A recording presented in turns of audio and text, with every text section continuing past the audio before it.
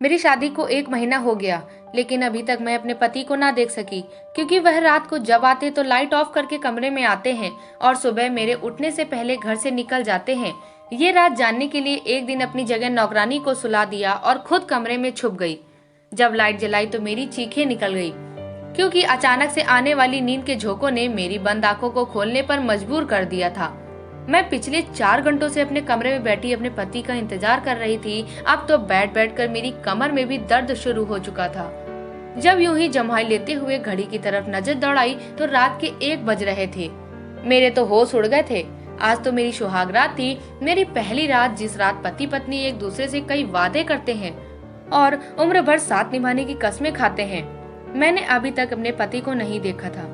कुछ हमारे खानदान में रस्में भी थी। शादी से पहले लड़का और लड़की की फोटो भी नहीं दिखाई जाती थी। बस छोटी बहन से सुना था कि मेरा दूल्हा बड़ा ही प्यारा है। खुद ही दिल में सपने बुनने लगी थी। इस रात का इंतजार तो न जाने मुझे कब से था, और मुझे जब लाकर इस कमरे में बिठाया गया तो मैं बहुत डरी सहमी सी थी। मगर 4 घंटे बैठने के बाद न सिर्फ मेरी कमर दर्द कर रही थी, बल्कि जम्हाई ले करके मेरे सारे सपने और ख्वाहिशें भी खत्म हो चुके थे।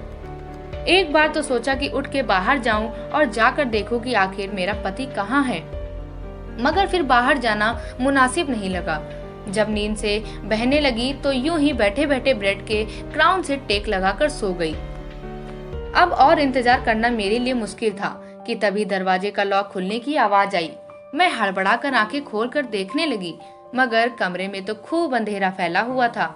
मैंने सहम कर कहा कि कौन है, मगर पैरों के चप्पल की आवाज मुझे सुनाई नहीं दी।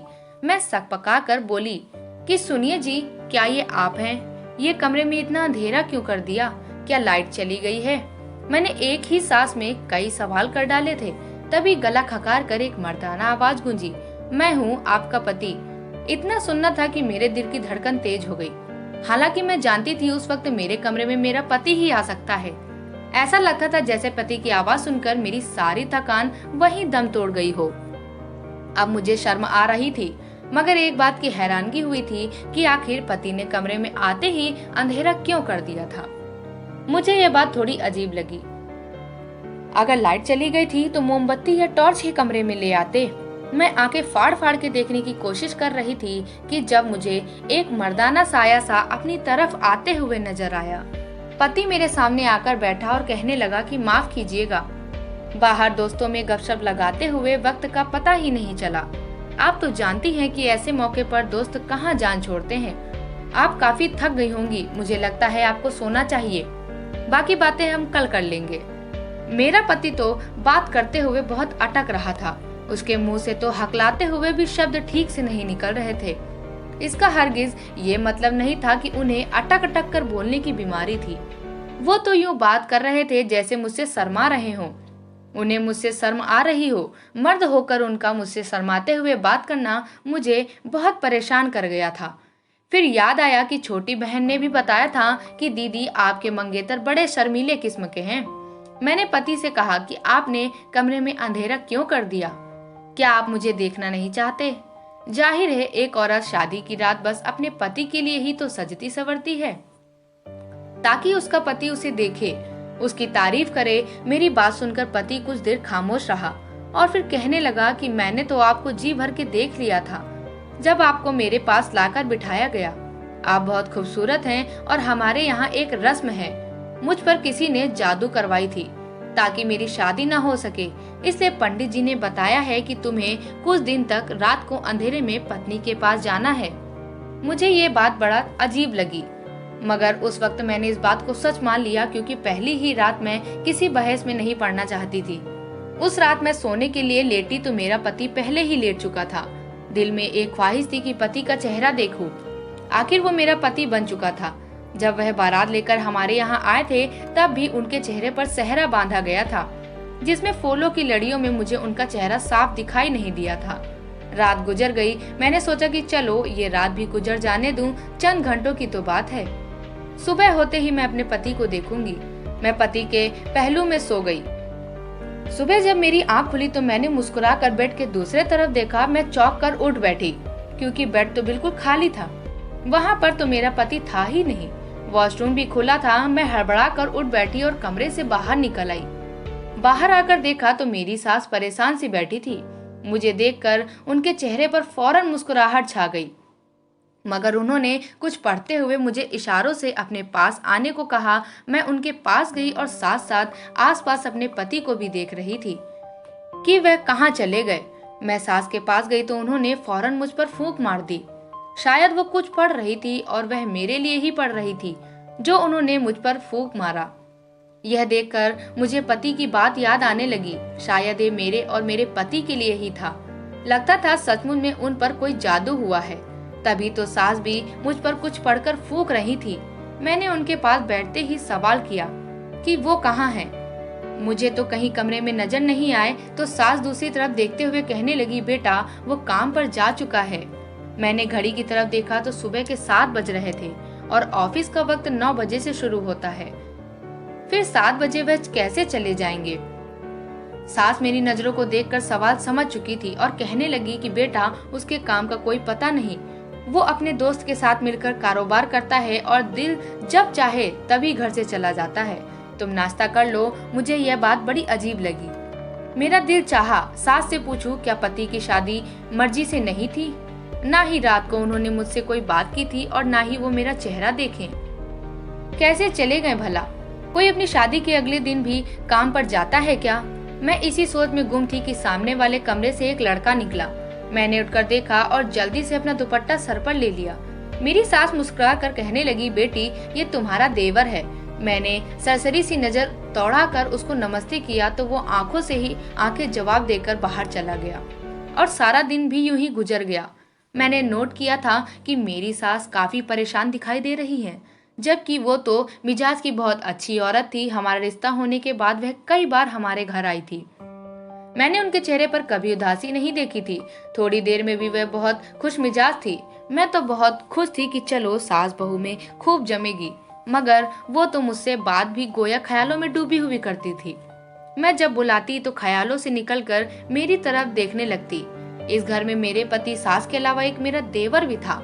हम 4 लोग ही यहाँ पर रहते थे। मैं शाम में अपने पति के आने की राह देख रही थी। बिल्कुल नई नवेली दुल्हन की तरह सज संवज कर बैठी हुई थी, मगर तभी दरवाजे पर दस्तक हुई। मैंने फौरन मुस्कुराकर दरवाजा खोला तो सामने मेरा देवर खड़ा था। वो मुझे यूं खड़ा देखकर हड़बड़ाते हुए नजरें चुरा लिया। मैंने भी उससे नमस्ते किया और वापस अंदर आ गई। बहुत रात हो चुकी थी। बार बार मेरी नजरें घड़ी पर जा रही थी। न जाने मेरा पति कहाँ रह गया था। सास ने जबरदस्ती खाना भी खिला दिया। देवर भी वहीं खाना खा रहा था। मुझे महसूस हुआ कि जैसे वो मुझे चोरी चोरी देख रहा है। मैंने जब उसके तरफ देखा तो वह बौखला कर नजर ही बदल दिया और फिर आधा खाना छोड़कर घर से चला गया। मेरे दिमाग में बहुत ख्याल आ रहे थे। मैं यूं ही बैठी सोच रही थी कि आखिर वजह क्या थी। दिल घबराने लगा तो बालकनी में खड़े होकर रोने लगी। आंखों में आंसू बह रहे थे। शायद मैं उनको पसंद नहीं आई थी। वो मुझसे नफरत करते थे या फिर उनके दिल में कोई और था। मैं अभी यूं ही खड़ी रो रही थी कि तभी कमरे में खूब अंधेरा फैल गया। हल्की रोशनी बालकनी के बल्ब की थी, जिसे मैंने यूं ही जलता छोड़ा और फिर कमरे में चली गई। मेरे पति दूसरी तरफ मुंह किए बैठे थे। मैं आज हर बात क्लियर करना चाहती थी, इसलिए बिना कुछ कहे पति के पास जाकर बैठ गई। मेरा कंधा पति के कंधे के साथ लग गया तो वह फौरन मुझसे इतना दूर हुए कि कंधा दोबारा मेरे कंधे के साथ ही न लगा। मैं पति से हर बात क्लियर करना चाहती थी कि आखिर वो मेरे साथ ऐसा क्यों कर रहे हैं। मैंने एक बार फिर पति की तरफ देखा और डरते डरते पति का हाथ थाम लिया। मेरे हाथ महसूस करते ही फौरन उन्होंने अपना हाथ छुड़वाया और उठ खड़े हुए। दूसरी तरफ मुंह मोड़ के कहने लगे कि जो भी बात करनी है जल्दी करें, मैं बहुत थका हुआ हूँ, मुझे नींद आ रही है। पति की बातें मेरी आंखों में आंसू ले आई। मैं बोली कि क्या आप किसी और को पसंद करते हैं? अगर ऐसी कोई बात है तो आपने मुझसे शादी ही क्यों की?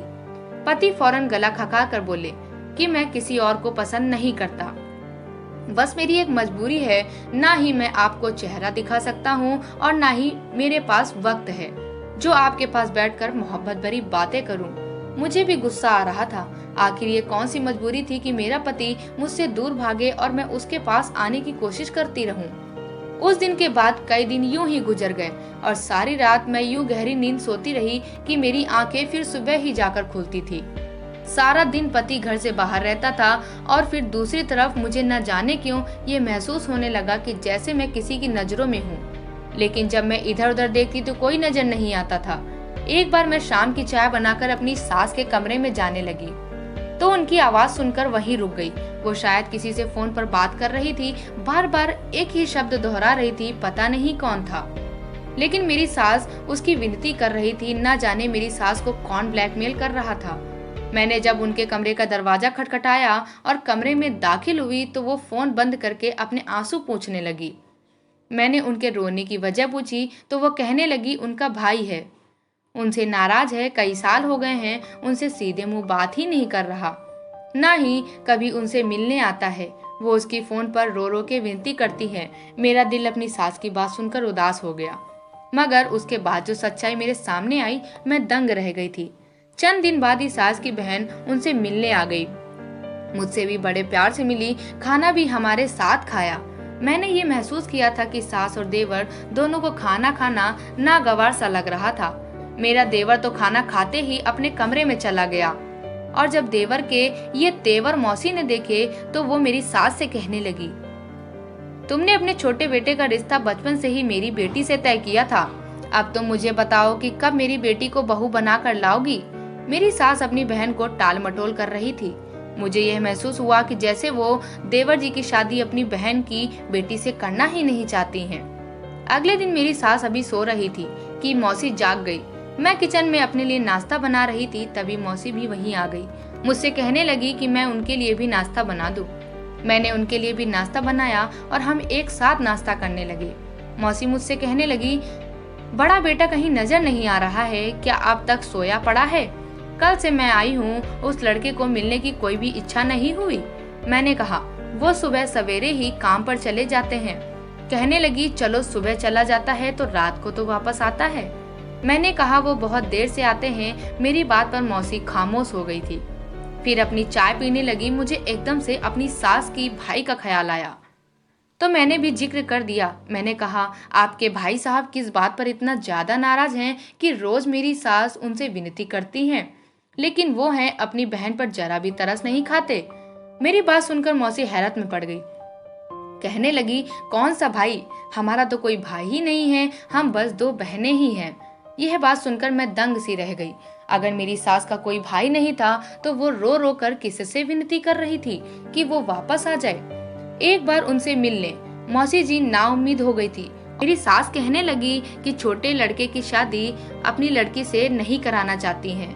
मैंने कहा, क्यों? तो वो कहने लगी, उसकी मर्जी नहीं है। मैंने कहा, अगर मर्जी नहीं थी तो इतने साल से क्यों बात जोड़ी रखी, पहले इनकार कर देती। मेरी सास कहने लगी कि यही बात मैंने छोटे बेटे से भी कही है। मैं अपने दोनों बेटों के हाथों बहुत दुखी हो चुकी हूँ, दोनों ही अपनी मर्जी के मालिक हैं। ये कहकर वो रोने लगी और उन्हें तसल्ली देने लगी। तंग तो मैं भी रह गई थी अपने पति से, इसलिए मैंने सोचा कि शायद मैं उनके सामने हूँ, इसलिए उन्हें मेरा एहसास नहीं है। क्यों नहीं कुछ दिन के लिए मैं अपने मायके चली जाऊं ताकि उन्हें मेरी कद्र हो। इसलिए एक दिन जब दिल बहुत ज्यादा बेचैन हुआ तो मैं अपनी सास से पूछी और चली गई और सोचा अपनी माँ से भी तो जाकर पूछूं कैसे मर्द से मेरी शादी करवाई है जिसने अभी तक अपना चेहरा अपनी पत्नी को तक नहीं दिखाया। मैं तो जानती ही नहीं थी कि वहाँ पहुंचकर मुझे कैसा धक्का लगने वाला है। जब मायके के दरवाजे पर पहुंची तभी एक कोरियर आया। वो हमारे घर के बाहर था। मैंने उससे बोला, किसका पेपर आया है, और टटोल कर देखने लगी। उस पेपर पर मेरा ही नाम लिखा था। जब खोलकर मैंने अंदर मौजूद पेपर पढ़ा तो मेरे पैरों के नीचे से जमीन खिसक गई। मैं अपनी मम्मी के घर जाकर अपने कमरे में चली गई। सारा दिमाग सोचने समझने की क्षमता सब कुछ खत्म हो चुकी थी। मेरे साथ कौन सा खेल शादी के नाम पर खेला जा रहा था। जो पेपर मेरे हाथ में थे वो देखकर जो हकीकत मुझ पर खुली थी, मैं चकरा कर रह गई थी। पूरे दिन मैं अपने घर पर ही बैठी रही। मैंने अपनी छोटी बहन से कहा वो मुझे मेरे पति की फोटो दिखाए, जो कि शायद उसने शादी के मौके पर खींची थी, क्योंकि मैंने तो अब तक अपने पति को देखा ही नहीं था। मेरी बहन ने मुझे एक फोटो दिखाई जो खाना खाते वक्त ली गई थी। वो बहुत अच्छा और नौजवान लड़का था। मैं कोई भी बात अपने मायके में नहीं बताना चाहती थी। मैं कुछ दिन बाद ही वापस ससुराल चली गई। मुझे सच्चाई का सामना करना था। रात को फिर से वो इंसान मेरे कमरे में आया था जो पिछले 1 महीने से मेरा पति बनकर कमरे में आता था और सुबह होते ही चला जाता था। यह कौन था जो मेरे जज्बात के साथ खेल रहा था? आज मैं खुद ये चाहती थी कि वह कमरे में आए, क्योंकि अब मैं जान चुकी थी कि वह मेरा पति है ही नहीं। फिर भी मैंने सच जानने के लिए उससे कहा, मैं मायके गई थी तो आपने मुझे याद नहीं किया? मेरे सवाल पर वो गड़बड़ा कर कहने लगे, जाहिर है आप मेरी पत्नी हैं, मैं कैसे आपको भूल सकता हूँ। मैंने कहा, मुझे आपको देखना है, आज मैंने शादी की फोटो में आपको देखा था, वो मेरी बहन ने खींची थी, इसलिए दिल में आया है कि 1 महीना गुजर गया है, मैं आपको क्यों ना देख लूं। मैं नहीं मानती ऐसी कोई जादू वादू की बात। अब आप खुद लाइट जलाइएगा या मैं जला दूं? वो कहने लगे कि मैं पहले भी आपसे कह चुका हूँ कि मेरा इलाज चल रहा है और आप इस इलाज को सच नहीं मानती या झूठ मानती हो, लेकिन मैं ये इलाज करवाए बिना आपके सामने नहीं आऊंगा। अगर आप मुझे रोज यूं तंग करेंगी तो मैं आज के बाद आपके कमरे में नहीं आऊंगा। और ये कहकर वो कमरे से बाहर निकल गया। मैं अगले दिन उनसे कुछ न बोली और वह फिर से मेरे कमरे में सोने लगे, लेकिन उनके सोते ही मैं सोफे पर जाकर सो गई। मैं सोच रही थी कि किस रात उस इंसान का सच सबके सामने लाऊं। अगले दिन मैंने अपनी नौकरानी को यह कहकर घर पर रोक लिया कि मेरी तबीयत कुछ ठीक नहीं है। उसने भी कोई ऐतराज नहीं किया था। रात को मैंने नींद की दवा दूध में मिलाकर नौकरानी को वो दूध पिला दिया और उसके बाद उसे अपने बिस्तर पर सुलाकर खुद कमरे में छुप गई और वहां छुपी जहां कमरे की लाइट के बटन लगे हुए थे।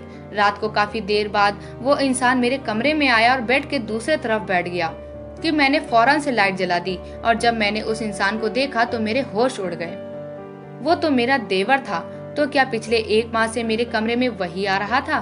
वो मुझे हैरत से देख रहा था। मैंने कहा कि तुम्हें शर्म नहीं आई यूं मेरे कमरे में आते हुए?